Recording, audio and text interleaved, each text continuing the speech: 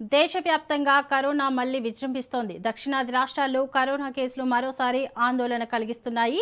Corona మహమ్మారి తగ్గిపోయిందని భావిస్తున్న తరుణంలో మరోసారి కేసుల పెరుగుదల ఆందోళన కలిగిస్తోంది.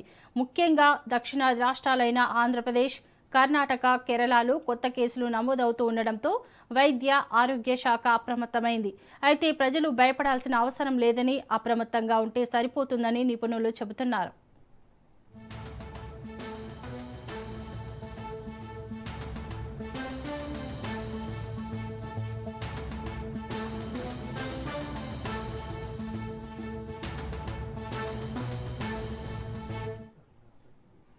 దక్షిణాది రాష్ట్రాల్లో కరోనా వైరస్ మళ్లీ తన ఉనికిని చాటుకుంటోంది. ఆంధ్రప్రదేశ్, కర్ణాటక, కేరళలో కరోనా కేసులు క్రమంగా పెరుగుతూ ఉండడంతో ఆరోగ్య శాఖ అప్రమత్తమైంది.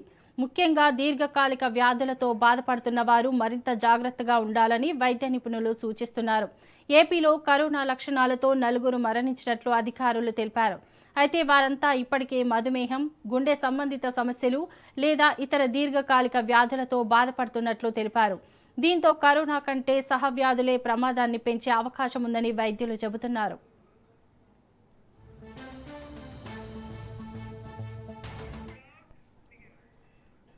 మధుమేహం, క్యాన్సర్ చికిత్స పొందుతున్నవారు, దీర్ఘకాలికంగా స్టెరాయిడ్లు వాడుతున్నవారు, ఆస్తమా, సిఓపిడి వంటి శ్వాసకోశ వ్యాధులతో బాధపడుతున్నవారు ప్రత్యేక జాగ్రత్తలు తీసుకోవాలని సూచిస్తున్నారు.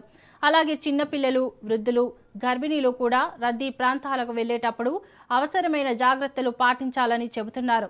ప్రస్తుతం నమోదవుతున్న కేసులకు కారణమైన వైరస్ వేరియంట్ను గుర్తించేందుకు శాంపిళ్లను పూణేలోని ప్రత్యేక ప్రయోగశాలకు పంపించారు. నివేదికలు వచ్చిన తర్వాత వైరస్ స్వభావంపై స్పష్టత వచ్చే అవకాశం ఉంది.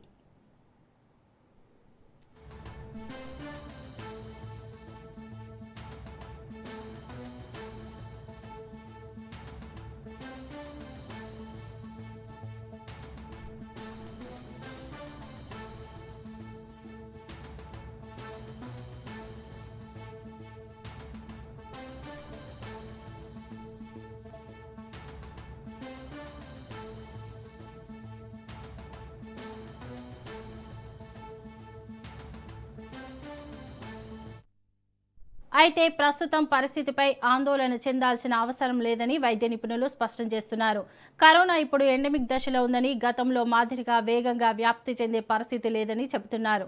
అయినప్పటికీ జ్వరం, దగ్గు, గొంతు నొప్పి వంటి లక్షణాలు కనిపిస్తే వెంటనే పరీక్షలు చేయించుకోవాలని సూచిస్తున్నారు.